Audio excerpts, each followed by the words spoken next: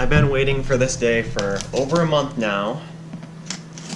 The FedEx finally came this morning and dropped off my DJI Mavic Pro. I ordered on opening day at approximately 8 o'clock Eastern time here in the US. It's the handbag. It's the actual Mavic box here. So, this is everything you get in the box. Let's take each piece by piece and open it up. See what we have. It's the handbag.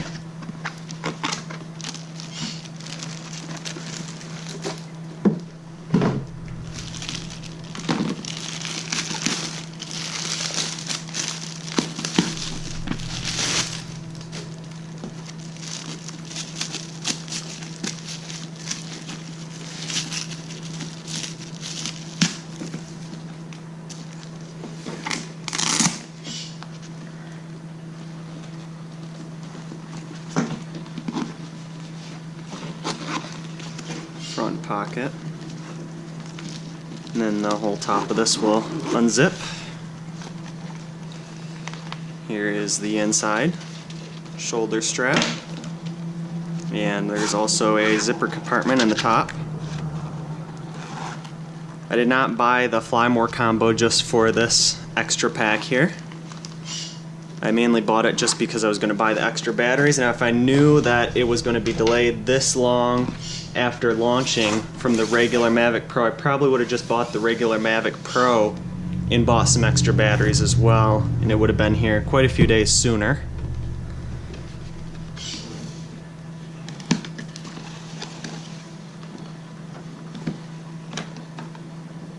So here we have the charging hub.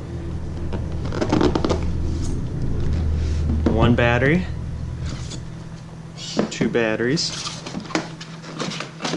the car charger, as well as the battery bank adapter, and two extra propellers. And that's everything in that box.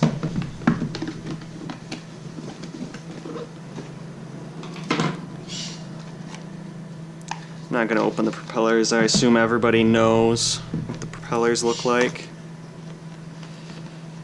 Here is the battery to power bank adapter. DJI has some pretty nice packaging here. Here's the little power adapter, and on this side you have two USB ends. The battery will connect there.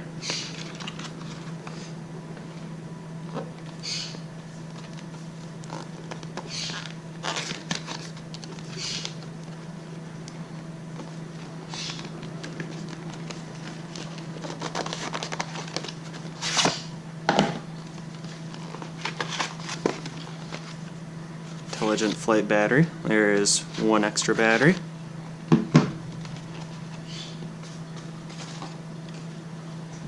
Here is the second battery.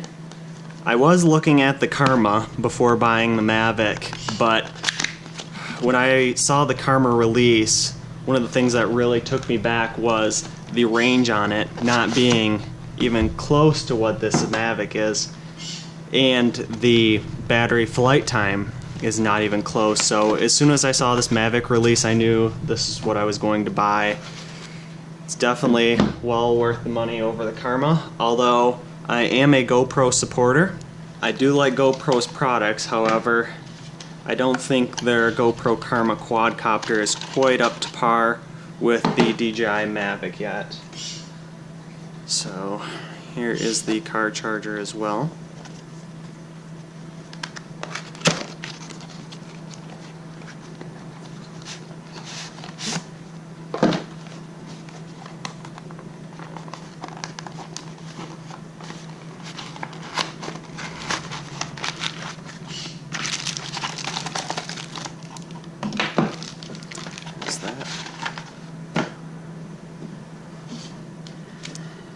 Two batteries, car charger.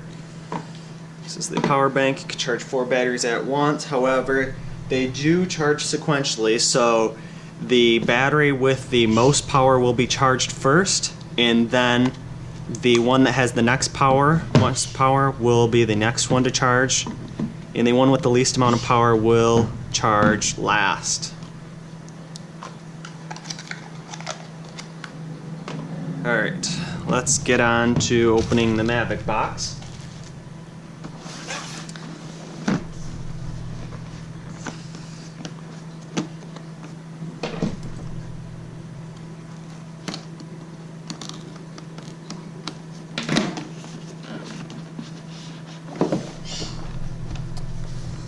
There it is. Everyone talks about how light and how small this is. When you have it in your hand, it actually is decently heavy though. It's not like it's just cheap plastic that you don't get your money's worth when you're feeling it. Here's the propellers that go on the top arms. So you get one extra set in the box itself. So these go on. The propeller that does not have the white ring goes on the motor that does not have the white ring, and the one that does have the white ring goes on the motor that does have the white ring, and I'll put those on in a little while. Here is the additional cords to hook up Android devices to the actual remote controller.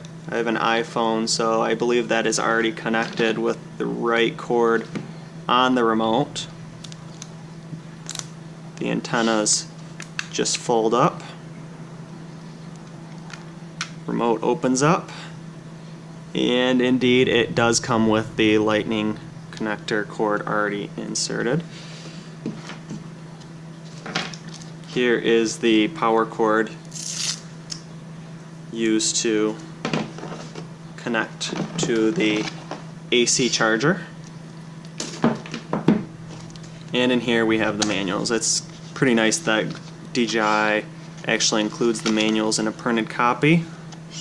You can, however, get them off of your phone though in the actual DJI app. So let's make some room here and put these propellers on. I have owned many quadcopters before, ones that I have built myself, however, so this will be my first quadcopter that I've actually bought from DJI. I do like how their apps set up, and there's a lot of features that I will definitely be using, and the main reason that I bought this quadcopter was the portability, how easy it will be to take on a plane. You can just shove this right in your carry-on, and batteries can also go on your carry-on as well. No limitations there. Can remove this from the battery. I will insert my phone. Let's go to the DJI Go app, and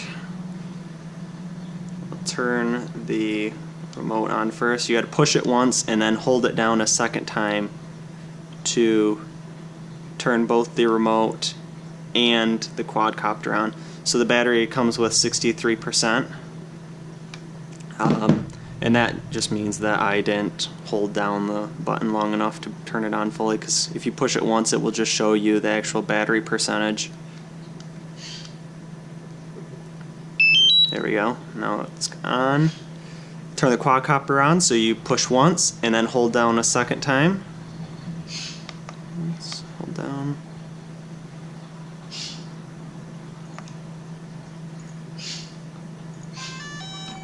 There's the telltale Mavic sign.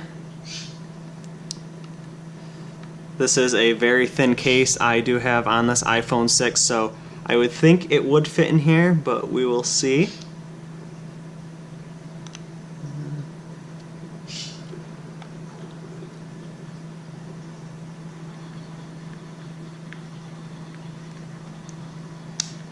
Yes, yes it does fit. And it comes up with the Mavic right away. One thing that I did not do that you want to make sure to do is take off the gimbal clamp right away. That will cause overheating of the motors if you do not do that right away, so good thing I caught that. So let's connect to the Mavic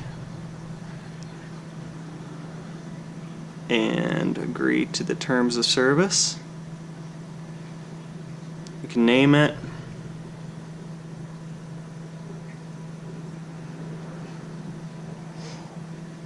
Mode 2, that's standard. That's what we're going to use. That's what I've always flown. Custom buttons I'll just leave the same for now.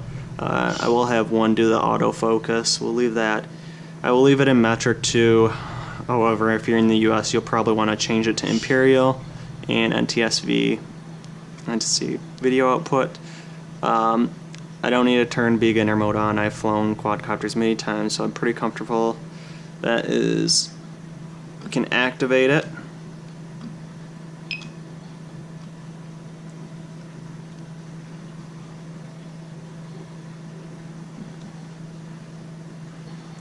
So it successfully has been activated, and I'm going to also update the firmware, so I'll come back and get you guys when the firmware has finished updating.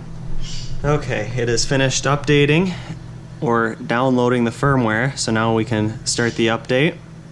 Connect aircraft before update. I'll turn the quadcopter back on.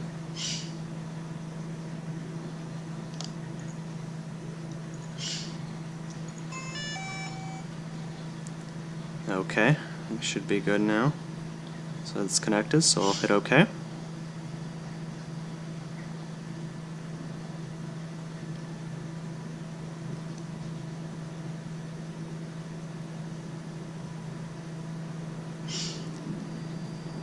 Okay, I think it's done now. And there you go. A bunch of calibrations. Firmware upgrade required. ADI mode because we are not getting good GPS signal in here in the house right now. I'll have to update the GPS again. ADI mode. Gimbal is very stable.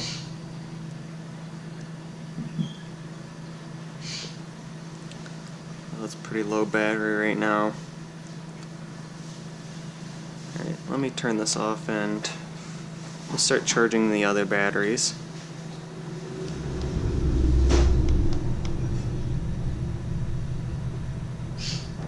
It's off. And I'll just leave this here. So here's the battery charging hub. The AC adapter connects right here in the bottom. The same one that comes with the Mavic. So just gonna plug it in over.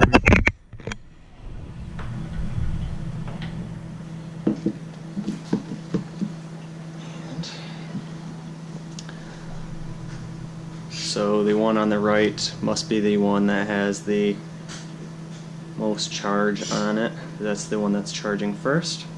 Let's move this back a little bit.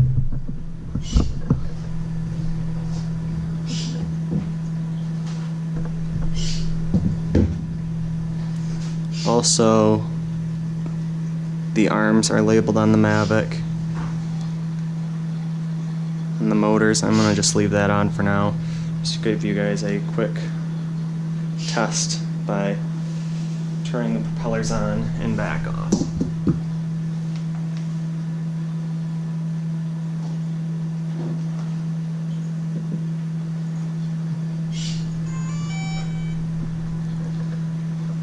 Since the battery is so low, I'm not going to take off with it.